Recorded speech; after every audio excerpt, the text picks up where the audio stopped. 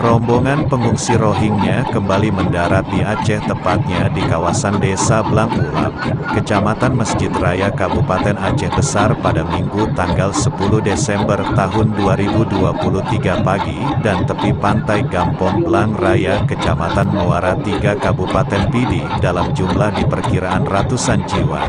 Belum diketahui lebih lanjut berapa jumlah total pengungsi Rohingya yang baru mendarat ini karena saat ini masih dalam proses pendataan dari pihak terkait.